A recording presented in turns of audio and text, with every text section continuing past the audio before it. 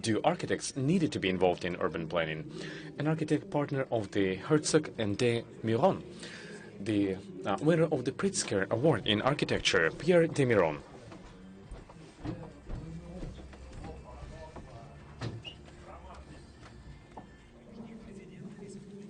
Advisor to the President of the Republic of Tatarstan. She implemented a lot of significant urban projects in Tatarstan, in Kazan. Natalia Fishman-Bekmambetova.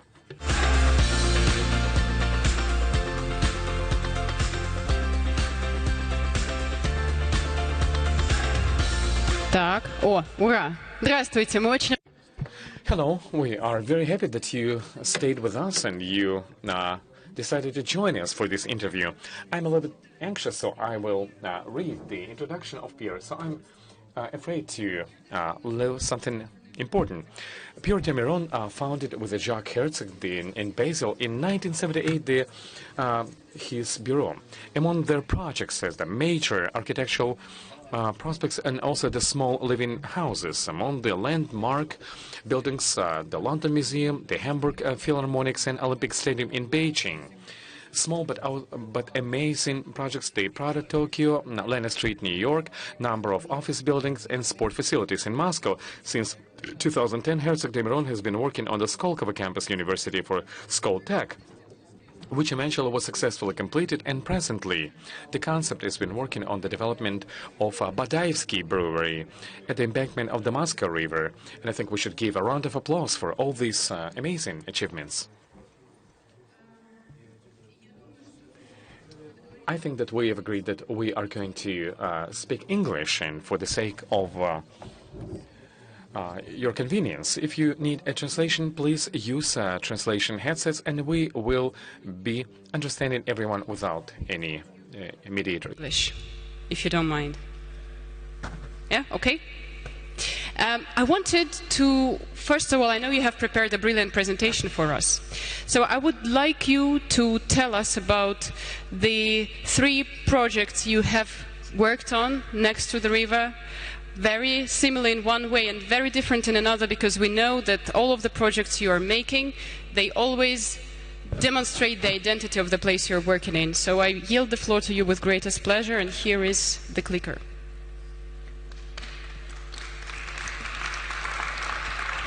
Выведите, пожалуйста, презентацию.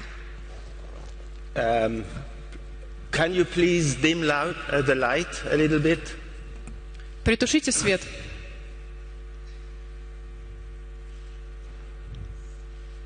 It's too bright. Слишком ярко. Okay. Okay. Don't worry. Okay. So, good evening, and it is for me, of course, a great pleasure and a great honor to have the opportunity to speak to you all. I hope there are many architects, there are also many developers, there are also many politicians, as I think the topic of how our cities will develop on this planet is a topic for everyone. And I prepared a short presentation, and there are 2 parts of it. A first one is more general, and a second one where I will, by means of 3 concrete projects, I will show you how we think about and how we develop urban projects. So the first thing is, I think we should make really a differentiation between, or try to define what we are facing in talking about urban phenomena or urban planning. And I think that one thing, if you know, you have 2 kinds of questions, we have 2 kinds of problems. On the left, we call them the tame problems. Those are problems and questions with a solution, which is right or wrong. Let's say a mathematic 1 + 1 is, and I think everyone in this auditorium will say 2. And also a chess game or a puzzle. You have a piece of puzzle, and that fits exactly where it has to fit. So those are the tame the tame problems which have an algorithm for a solution. We face, when we speak of urban questions, of urban phenomena, or urban or architectural questions or architectural phenomena, we call them wicked problem, because there is no solution for right or wrong. It's more than to say it is better or less good. So there is not the right solution or the only solution. I think this is very important, because often people expect this, now you come here from Switzerland or wherever and you know how to do it. And one of the main questions we also always try to ask ourselves and give a sort of an answer: who plans the planning? Because I'm pretty sure that there has been no other era or time in our history on this planet where so much has been built or so much is being planned. It's almost now covering, like a built crust, the whole surface of the planet. And I think, knowing that this is the quantity, the sheer quantity, the billions of square meters or whatever, or square cubic meters which are planned and built, I think this obliges us or makes us responsible to think about it. To make a proposal, to show how we think things can happen, we call this the planner's triangle. So we have three systems. The one system is the society, us, all the people who live on this planet, who live in cities, in metropolitan areas, in rural areas. This is the society, this is the social system. Then they live on a territory. So we have an environmental system. And the third one are the actors, or you could call them stakeholders. This is a political system, or this is an economic system. And the planning is all dealing or trading between those vectors. Of course, the environment shapes our behavior. On the contrary, we, as a society, we shape the environment. And of course, the stakeholders or the actors, whether they are political, on the political system or on the economical system, they also have a big influence on what is happening or what is not happening. And I think this is pretty much working for everywhere on the planet, where you have also different ways of thinking a society, or where you have also different political systems. Then we go further and we have like a question, we have a problem, or we have an era, what to do there. For instance, in the examples I will show later. So again, we have the three systems. The society on top, which I think is the most important, with all its activities that are taking place in urban areas, like living, housing, etc., as you see, shopping, recreating, learning, etc. This is us. What are we doing in the cities? And then the territory on the base where we stand on this ground has infrastructure, has settlements, and the landscape, of course. And from the left, you have the actors, and we see ourselves, our job as actions and measures to propose things that can be then discussed within this triangle. We often work also, and I will show this, in options. So there is not only the one solution. So often you have different options which are better, have advantages and disadvantages, and other solutions have advantages, disadvantages in another way. So we screen those, we show how a decision could be made. We make it comprehensible. We make it understandable for as many people as possible. And we have been so far quite successful with this method, as we could bring people together and to believe in something that would be the right solution for this particular question or this particular era. Knowing this, I think a society has some values. And those values, you can call them like organizing principles. And certainly one of them, and us, all the people who are engaged, are active in thinking and doing architecture, in building or financing. There is a responsibility towards the people who will use those buildings, whether it's a housing, whether it's an office, whether it's a concert hall, a park, or whatever. So our job is to maintain or even enhance the quality of life of the people. Saying this, I think as a second, and certainly now it has never been as important to think and to talk about this, is to maintain and enhance the quality of the environment on this planet. So this is like really a first big responsibility we all have. Then, talking of where it is, there is not a ubiquitous solution for everything. We believe that place matters.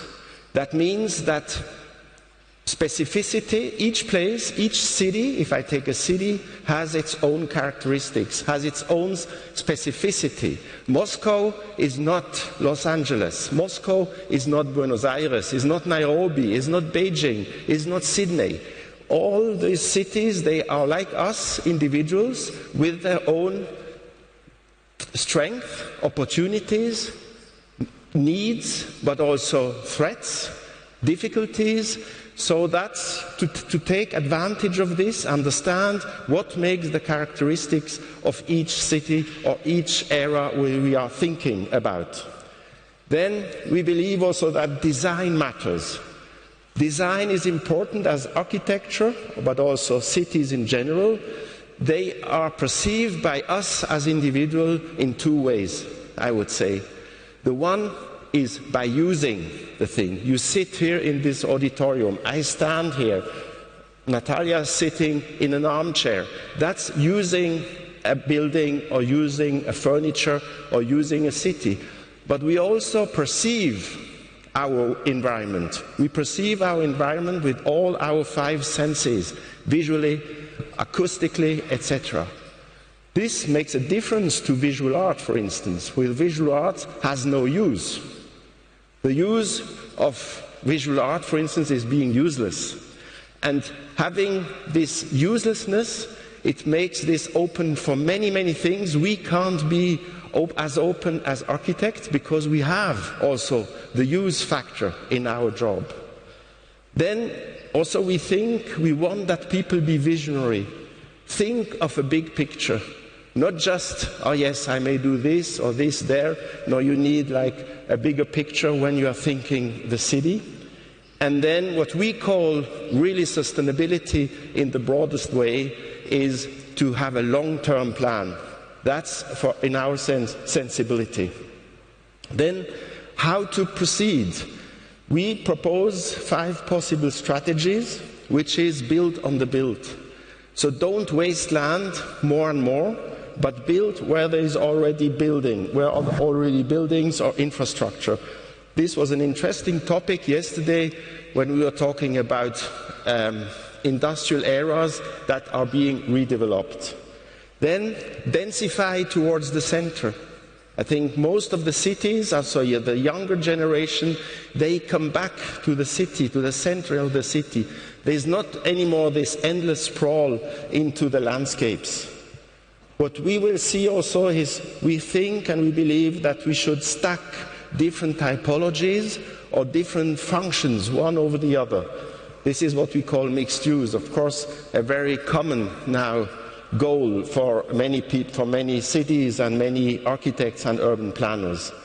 And then, last but not least, preserve the cultural heritage. Also, this will be in one of the project key for this project and for the success of this project, as we believe that cultural heritage is important for our societies, even more today, where things are happening so fast, where many people have some of a disagreement or discomfort with this world which is changing so fast.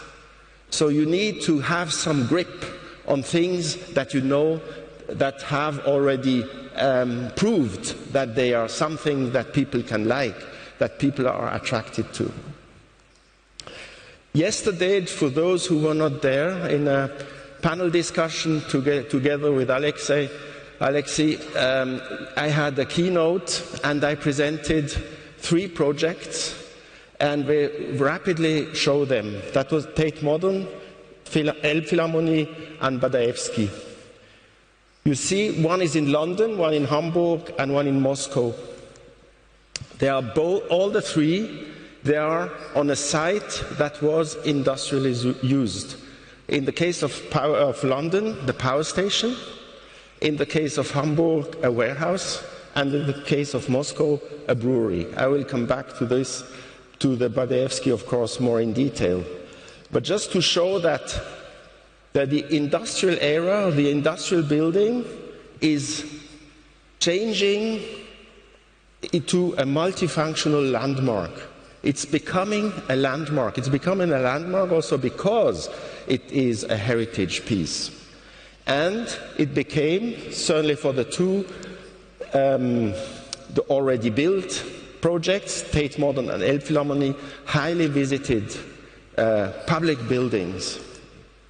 Tate Modern, as you see, and Elbphilharmonie, and Badaevsky again, hope that this will also be the case for Badaevsky. So it's an evolving, this is transition within a city from a monofunctional industrial building to a cultural institution, whether it's a museum for contemporary art or music hall, to a highly visited landmark. And with this building, which is a building within the city, you create or you upgrade the whole neighborhood. And we call this like an urban acupuncture, where with a needle, which is the building, which is Tate, or which is Elbphilharmonie, you create, you generate a lot of energy into the urban body, similar to the acupuncture, the Chinese acupuncture, who just finds the right spot to have as much energy, positive energy into the human body. And this you see here, like Southwark, which was a very unknown era and almost criminal era in London, has become now a most popular area along the river. Same for Hafen City in Hamburg, and I'm sure also this will be the case for the Badaevsky. Now I come to the 6 examples I will show you. This one in LA, one in Basel, where we are based, our office is based, and of course Badaevsky in Moscow. So the Arts District, and as for all the projects, we also try to understand where it is located within the city. On the left, you have the ocean, Pacific Ocean, and this huge sprawl. This is exactly the contrary of concentrating something in a center, like most European cities do. But here in LA, it's an endless sprawl. The ones who have been in LA, it's almost not understandable what kind of city this is. And we understand that we are here, if you see in dark, is downtown LA, which is on Bunker Hill, is slightly elevated, and our side is in the so-called Arts District, so where you have warehouses. I will show some images of it. And if you see here again also historical plan, that was agricultural land. It was close to LA River, which was sometimes flooded, sometimes it was dry as a highway. And how this era developed. And we understand that this is on the crossing, like in a Roman city with the Cardo and the Decumanus, of 3 main roads. A north-south road, which is Alameda, and the east-west road, which is Wilshire Boulevard. Certainly many people know, like Hollywood Boulevard, Sunset Boulevard, and Wilshire Boulevard. Those are really the main east-west boulevards in LA. So if you see now the urban fabric with the warehouses, and we believe that we have, with this project, we have 3 achievements. The one is that we have different building typology, then again the mixed use and the stacking. Looking at the area of LA Arts District, you see those warehouses or facilities for light industries. And so we did a very intense, in-depth analysis of the existing, knowing that there is a really very active community there which cares about its neighborhood. And so we needed to talk with them, we needed to integrate them. So you couldn't just import something alien into this neighborhood, but you had to take into consideration what is there, not only architecturally, not only in build structure, but also in social activities which are there. So it's the integration, so understanding how this part of the city is very much transforming itself. So there were the small building, small scale, mid-rise, and then also the in-between spaces. So it's not just only a piece of architecture, but to understand the city as a social system that needs here to continue its life and not to bring in something which is completely alien to it. Again, different activities, so that you live, you work, you go to school, you shop, you have all the different activities I mentioned in one of my previous slides. They are here in LA. So we created a very simple concept, which is an infrastructure I could compare to a table. And under the table you have functions that are related to the street life. And above the table you have functions that are living and also office. So a few images. This project is now in entitlement process, a very long process, and California is highly democratic, so almost everyone can oppose. We have public hearings and public hearings and public hearings, and up till everyone is somehow satisfied about this. So that's certainly very important procedures, and that we as architects need to understand and play sort of a catalyst and make things understandable, comprehensible, as I told you or I showed you with the decision tree. And here we integrate some given elements of the LA Art District, working with graffiti artists, and so to give them also the possibility to have their expression also in this new structure. So this is like under the table, I may say so, and again also the stacking. So we have the table, under the table and above the table, where along the main street, Alameda, the north-south street, we concentrate high-rise buildings which are on top of this table. On the other side of the block, we have a hotel. Also the buildings that are above with the stores, with the wooden store, are hotel. And also above this table, those are the housing projects, the housing buildings, also with the wooden stores, and that have like a sort of their own world above the commercial or the more urban life which is happening under it. That's how it looks like from the air, and you see in the middle this large warehouse, and we did also several tests with what kind of high-rise. You see in the far, you see downtown LA, which has a cluster and concentration of high-rise. You have also Koreatown, so you have other places in LA where you have the concentration of high-rise building, and we think that also there we can have this concentration, but having many, many slim towers and not a slab like on the left, because that would block too much the views. And we see this building, this is an example, another Herzog and de Meuron building in Beirut, the Beirut terraces, something very open, something very, for this climate of LA, you may understand there is no winter somehow there. So also living facilities that give also the people who live there an outside space on a terrace. Or you may know this building, also a very slim tower, which expresses also what is in the building itself. It's not just an extrusion of the same form from the bottom up to the top, but the form changed according to what is happening in the inside, having in the lower side having the smaller apartment, in the middle mid-size apartment, and at the top you have the really large units that can show as unit themselves. So that's the same image now with the project, hopefully starting next year. Now in Basel, Basel is a city-state.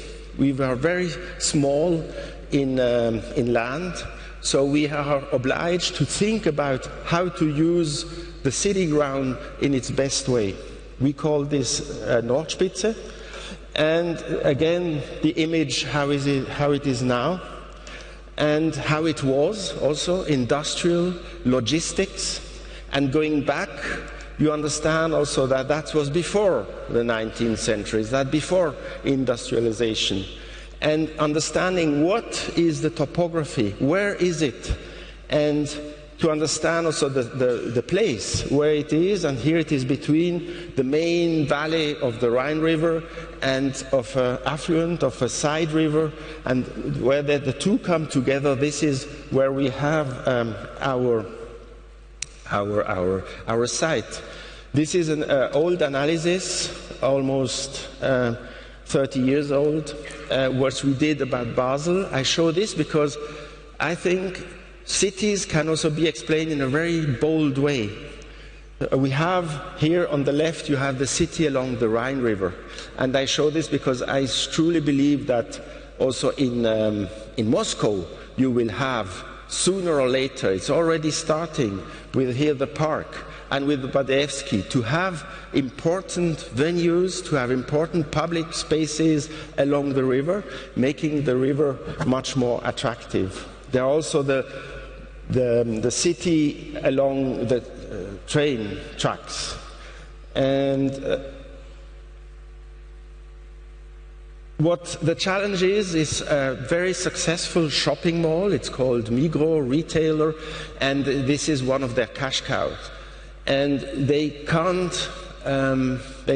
accept or to have like 1 day of lost revenues. So the whole thing, this whole shopping mall needs to be continuous and have its revenue.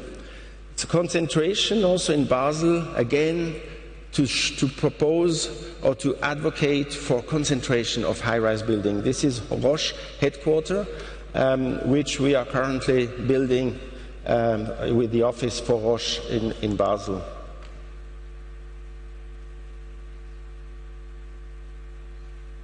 The shopping mall, as I said, has to be kept. Parking is, of course, very important. I'd rather show now some images, how now this neighborhood, which was monofunctionally used just for shopping, cars coming and getting out, etc., and trucks, but now this part of the city becoming much more lively, much more urban, with many more activities than just shopping in the shopping mall. And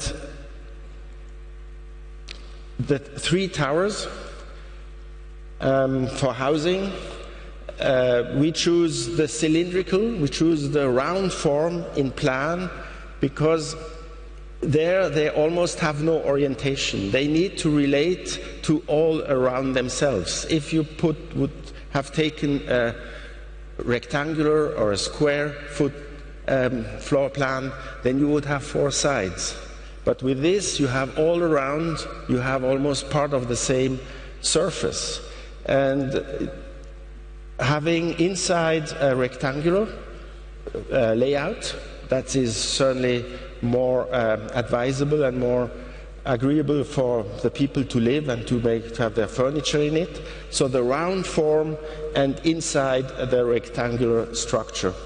It's a project that is almost finished in London with a similar approach. Canary Wharf, which was business, you know that, And this is the first housing tower in Canary Wharf. And you see on the water. So this has a high quality for those people who will live there and hopefully not commute too much, so that have just going by foot or by bicycle to work. And this has a similar build-up, having on the lowest side the largest unit, which are some kind of loft-type apartments. Then in the middle to have mid-size apartment, and the top to have the larger apartments. Paris. I show this also because of stacking and to have multifunctional building, not building with just offices or just housing. And this was from the beginning what we have been advocating for. The client first was a little bit unhappy about this. He wanted just office tower. But we said, if you are there in Paris, along the boulevard périphérique, inside you cannot build any high-rises anymore.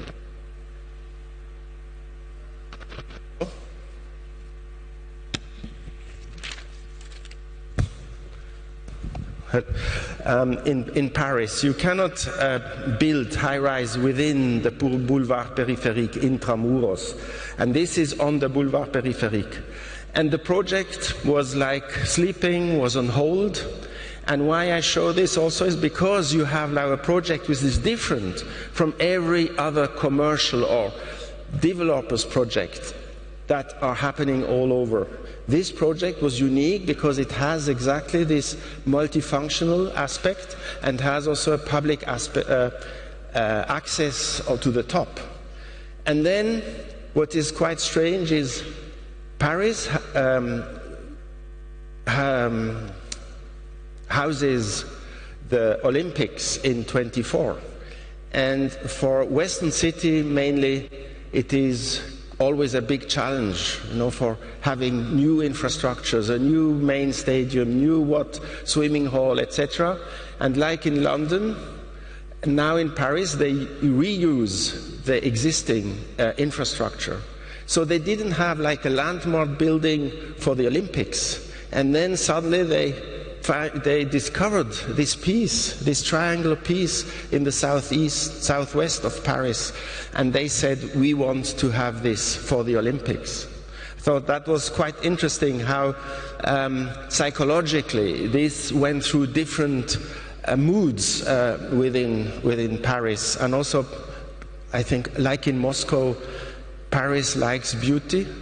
Is simplicity. It's just a very simple form, a triangle, and I think they will very well fit with the Eiffel Tower you see in the background. So what I see about this multifunctional, it's like the two upper images, the black and white, is just if you tilt by 90 degrees a neighborhood of Paris. It's exactly this. You take the ground what is on Paris with all the shops, with everything, you tilt it up and you have it in a high-rise. That's the simple concept of this building, and from one side, from Paris, it is very slim. So from the east or the west is very large, you see the full triangle, and from the north or from the south you see it just as a very thin needle.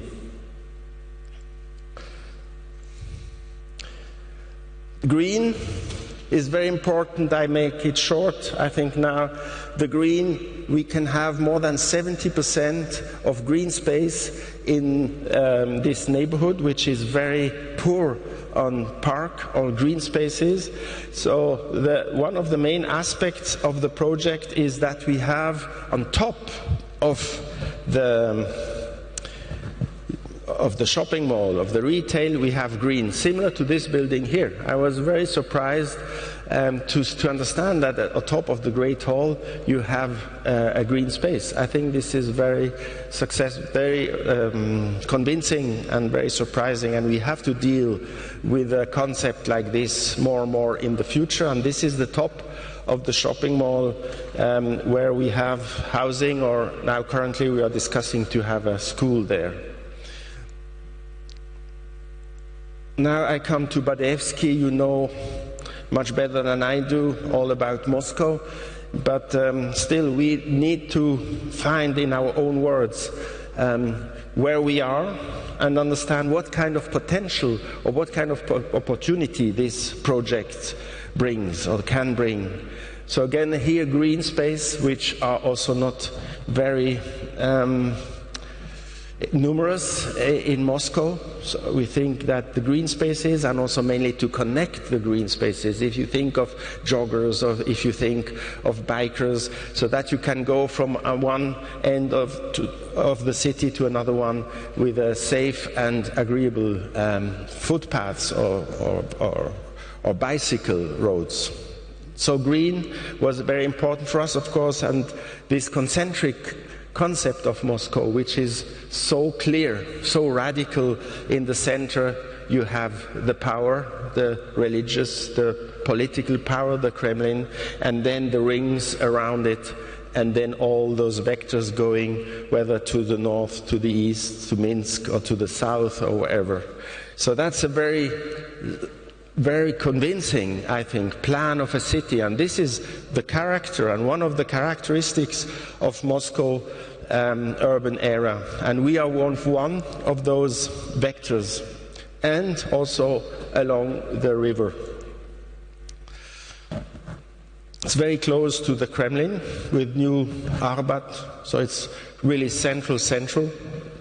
And Kutuzovsky, you also all know that, understanding what kind of existing elements are already there, because we want to work with them and not to work against them.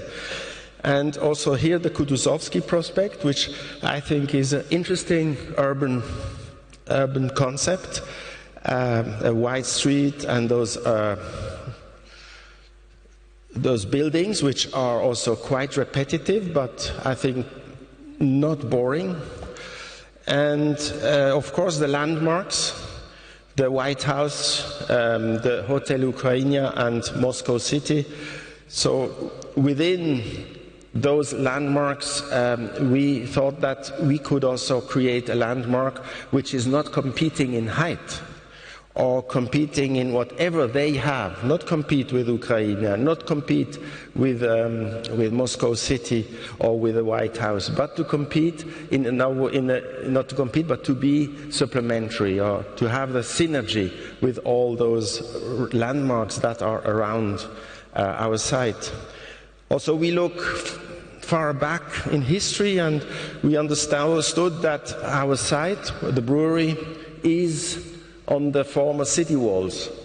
So this also, it would be interesting to show this, like in a very subtle way, but that too can say, look, listen, 200 years ago, this was inside the city and this was outside the city. And with our building, somehow we bridge over, like those two conditions of the city where it was very clear, dense inside and less dense and open outside.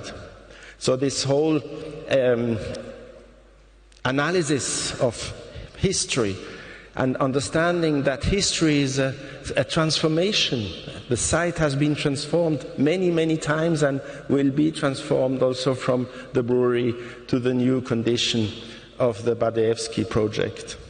So we think we have three achievements also here: heritage building first, and certainly most important one, understanding that many, many people, not only in Moscow, but also in other cities in the world, like in Hong Kong, where we do the police station, where we understood that Hong Kong has been demolishing all its past. And then they said, that's enough. Now we need to keep something of our past. And now the prison is, the police station is now a cultural center. And heritage building here, together with experts of Moscow, of architectural critics and historians, analyzing the building structure itself of the brewery. And here you see the whole existing, and in a darker color, the ones who are really valuable, who are worth keeping. This is more than 30,000 square meters to keep the existing buildings, which is this.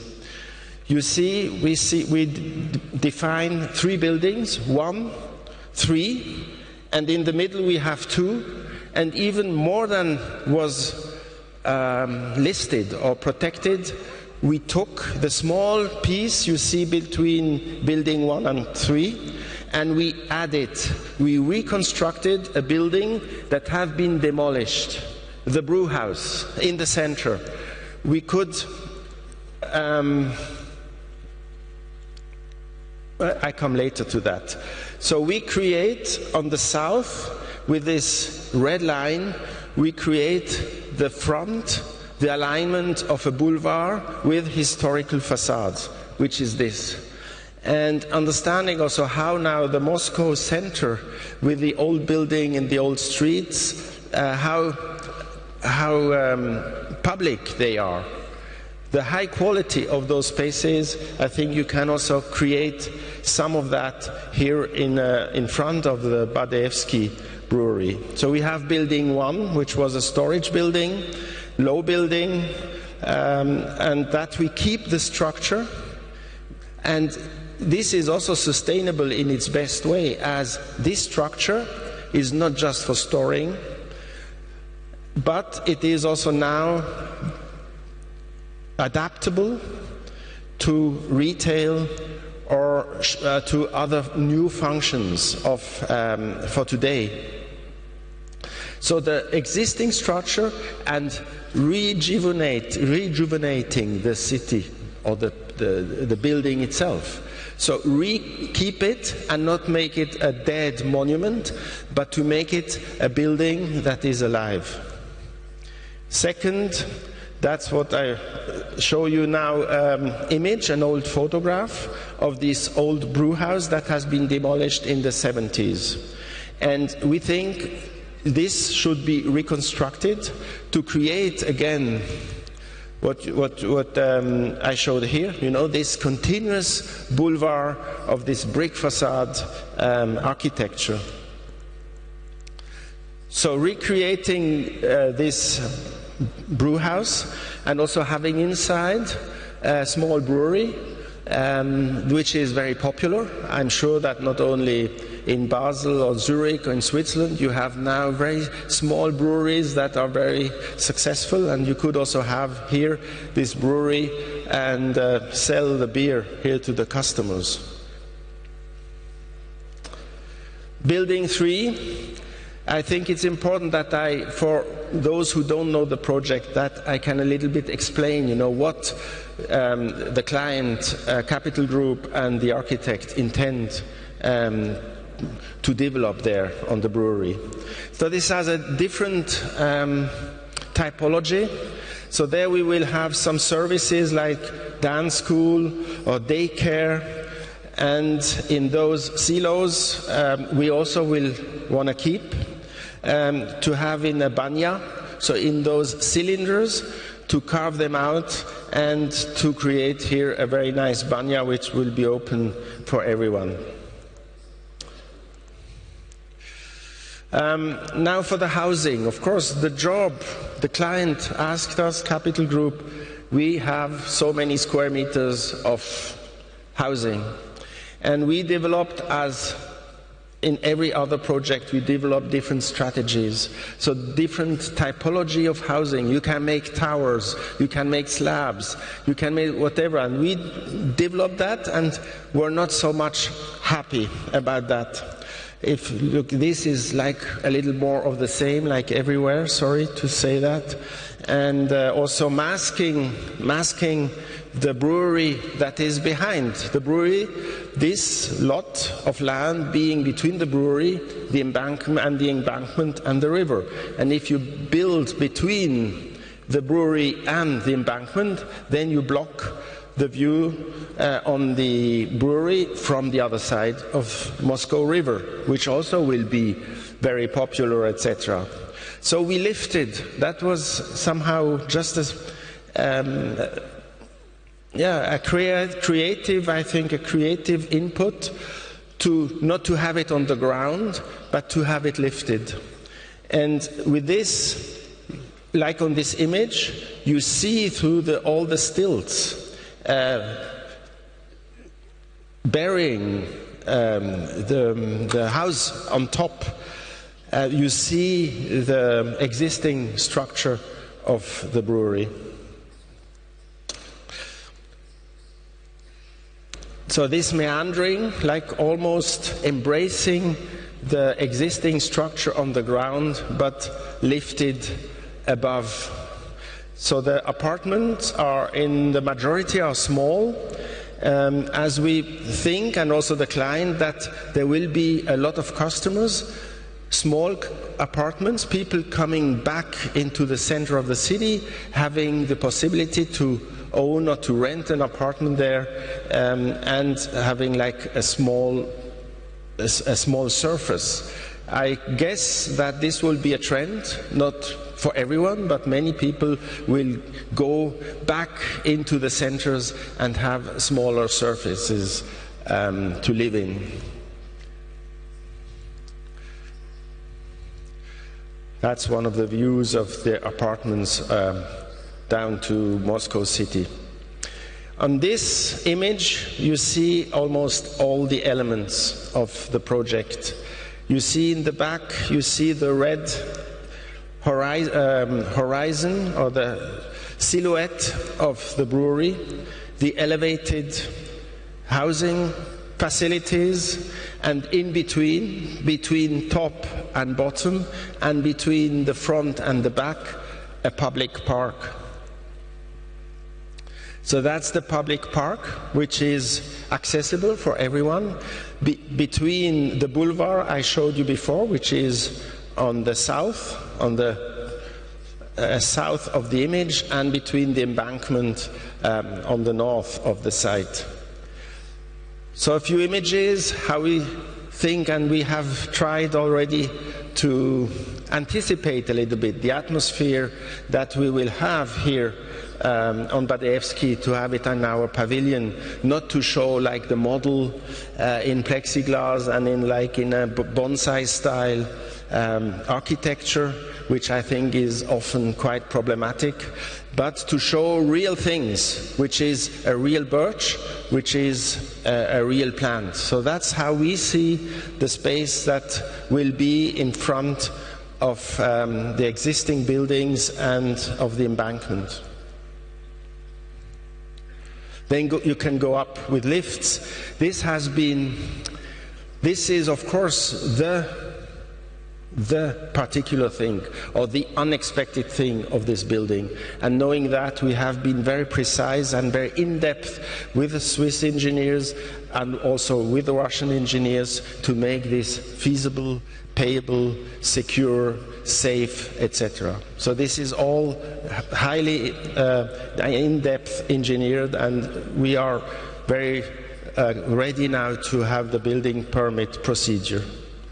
So all those activities that are brought together on this piece of the city, which is the retail, the living, the sport facility, etc., the working, having there not what usually has been promoted by modernism, both in the West and in Soviet time, is to separate things. You live there, you work there, you have there the theater, and you have to move between all those activities. The interesting, I think, modern city connects or brings all those activities together, and this in a very small pocket, to have it in very condensed way here on Badaevsky. The embankment, that it is not just the three achievements of the heritage, keeping heritage facilities, having housing at the best location, have a public park. So those three things, we think there is either a fourth one, which is the river. And again, showing and having examples that have proved this in real life, in Hamburg and in London. So Badaevsky will also be activating the riverbanks and the river. So the river become a very, very important feature within the city, and the cities are lucky who have a river. Not all cities in the world have rivers, like Milano or Johannesburg.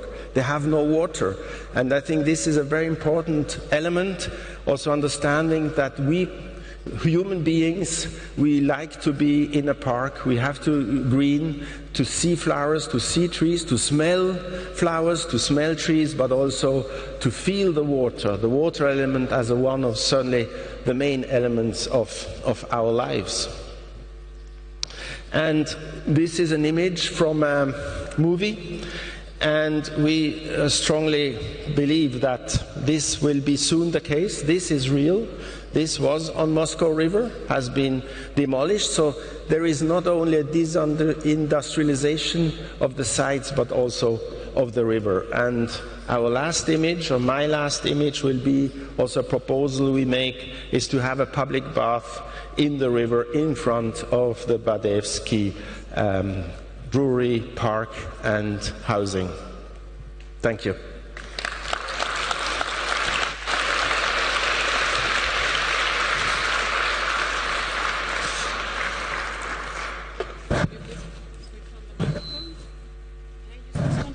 Yeah, of course. Good.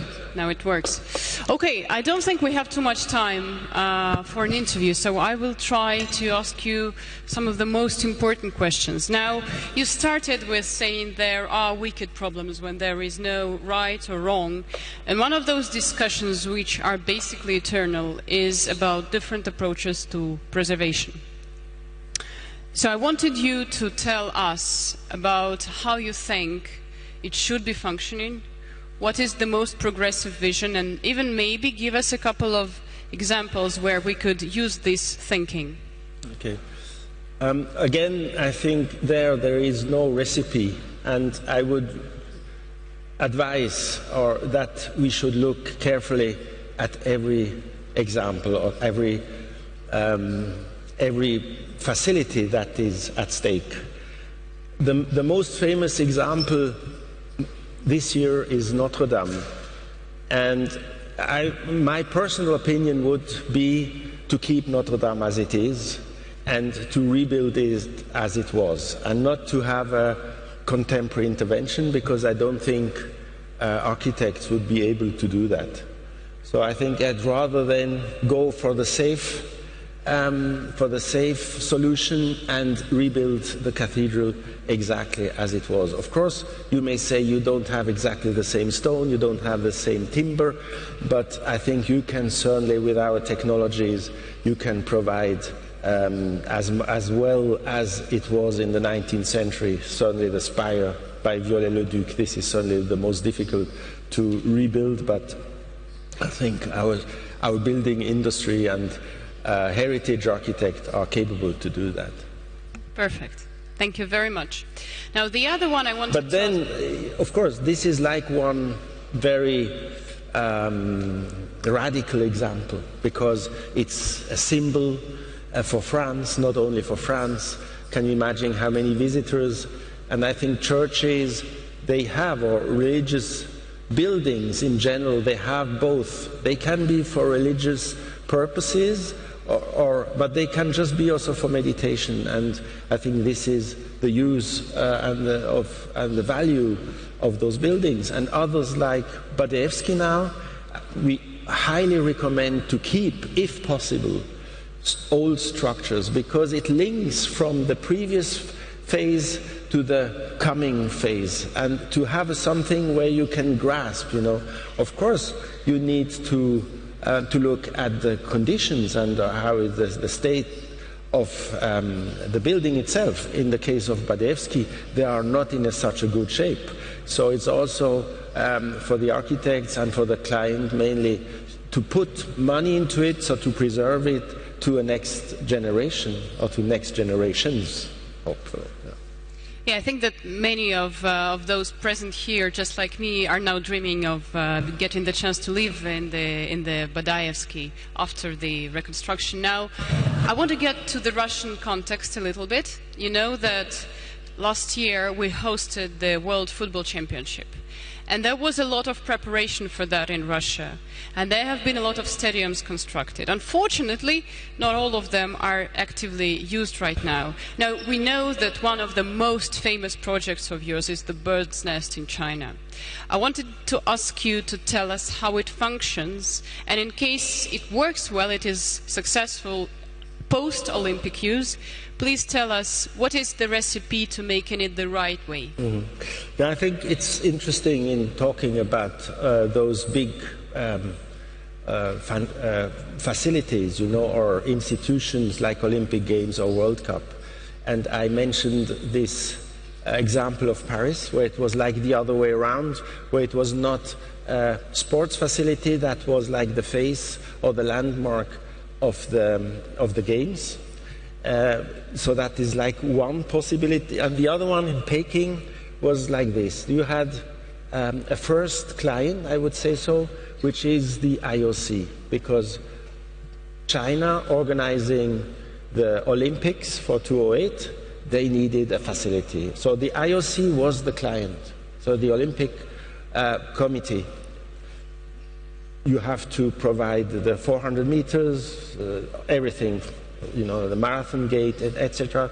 So you have to check all those things that you can have the games that happen. So that's like the first client. The Chinese, they were quite smart, I think, as they understood that those facilities are just used for 3 weeks. This is pretty stupid to do a facility just for 3 weeks. Maybe 2 months later you have the Paralympics. But then for athletics, it's not so obvious to fill it like a football stadium like every week. You know, you have no champions, nothing, you know, and then you have not the optimum relationship between the pitches and the pitch and the tiers, the spectators and the game, and that's the disadvantage of track and field stadium like an Olympic stadium. So the Chinese, coming back to that, they said, okay, we are smarter and we have a post-Olympic use of the stadium, which to say to have a hotel in the booths, to have in the media center, they plan to have a shopping mall, etc., etc. So they have, after the games, they can use this stadium in a different way. And we at Herzog and de Meuron, we thought we have even a third client, because we think it's pretty stupid, because normally it's for just politicians or whoever who think now it's important to have the games in their city or whatever. And for us it was very important, and you see that what we hope that will be for many, how many people have been visiting this stadium since it has been erected. And we just, you see, that's the inauguration day. So that's what it is made for. 95,000 people or 93,000 people being broadcasted all over the world, but just the stage for that, you know, and how much effort this would be. And when Jacques and myself went the first time to China with Uli Sik and Ai Weiwei, we have been, first of all, we wanted to understand what is a Chinese culture, what is the Chinese way of using the public space, how we do the same here in Moscow. We try to understand how Moscow people, when are they in the space, and what makes a space attractive. And Chinese are very special, very radical in that. They use the public space all year through. In winter, in summer, doesn't matter. And they dance, they play Go, they make Tai Chi, they make everything, you know, they chat, they listen to music. They use the public space, like Mediterranean. And what we wanted to do, you see, they dance here. So what we wanted to create is a space for them, that's the concourse, where people can hang around, they can sit around, and that's why we have now per year 3.5 million visitors, is half of the Eiffel Tower, but still I think this is a pretty substantial matter. It's also ticketed, so you pay, so this money is then there to maintain the facility. So it's self-sustaining in economic terms. Very smart. And so you see it's becoming a postcard, and people Yeah. Yeah, it's we And know. in winter they have this now. Yeah. That's it. This is brilliant. Now, I had a personal question. Yes. How is it different in process when you design a building or a large piece of a city's territory from designing a piece of furniture? Is it less effort or more effort? How is it different? Yeah, I think it's pretty much different because, of course, the chair needs to be comfortable. You need to like it. Again, we are in use and perception. You buy it because it's comfortable, or you may like it or not. And if you don't like it, you can put it away. But architecture is not this way. Architecture is immobile. It's not like a piece of furniture at your home you dislike, or a painting on the wall you dislike, you take it away. Architecture is fixed for a couple of years, at least, So Or people, centuries. Yeah, or centuries. The good ones, mostly they remain for centuries. They are being kept heritage, for instance. But there is so much ugliness now on this planet. And that's why I urge everyone, whether you are a politician, whether you are a developer, whether you are a planner, really to care about how our environment looks like. And of course, therefore, to plan a city or to make a master plan is certainly the bigger effort, I think, than to do a piece of furniture. Brilliant. And I think we only have time for the last question. As I told you, we're running the All Russia Young Architect Biennale for the second time this year in Tatarstan. And even this year they will be working on post-industrial territories like the ones you were describing. So we're trying our best to bring in as many young architects and give them a chance. Now, we were yesterday at an incredible session where David Basolto, the founder and CEO of ArchDaily, told us, guys, you're speaking here about how to help young architects, but I've been looking at you the last 8 years, and I've seen a dramatic change for better. You have many more young talented people. They're coming up with brilliant ideas. Now, the question is, why our cities, not only, well, Moscow is much better, but why is the whole of Russia not changing that much? Do you think it is about educating young architects, or is there some other recipe you would recommend Russia to move forward, to create livable cities, to build good architecture? Yeah, I think it's multi-layered, many things to be done, but first of all, I think, is to organize venues like this one, so that you have a public forum. Called forum, but forum in the best way, like it was meant in the Greek times, where you exchange ideas. And I think that certainly healthcare is very important, all the big data discussion, but also the environment is key for us surviving on this planet. And so we need to have the awareness of everyone what it is at stake.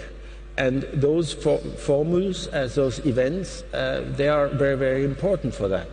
The young architects is one thing, but if you are not a young architect, you are talented and you have no job, then that doesn't help you so much. So the thing is much more also to have sophisticated and educated clients, because I think there is really often too much just of the benefit. So the benefit is not only money-wise, but the benefit is also social and is also environmental and aesthetical also mainly, because I mentioned the ugliness, and I think we as human beings, we like to be challenged, not challenged, to be seduced by nice things. We all like that, whether it's good food, whether it's a good architecture, a good environment, and this we can do, I think, much better, all of us. And educate, make schools, make this.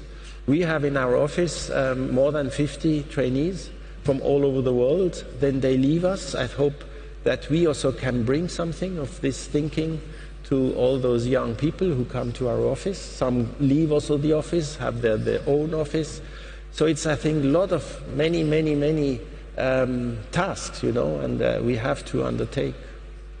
So please continue, and I hope that Moscow will really have this relationship to you have also Strelka here, you know, which is a really very interesting institution, and which brings also people from abroad to come here and to teach or to exchange. So I think you are on the right way, and like, for instance, Latin countries, like Spain, for instance, or Portugal, they really believe, France also, they believe in architecture, they believe in the city, and they care, they want to care about their cities, and I hope that also this will be the case for Moscow in the future. Thank you so very much. Мы поблагодарим Пьера. Pierre, we would like to thank you very much, and hopefully Moscow Urban Forum and Strelka and all of us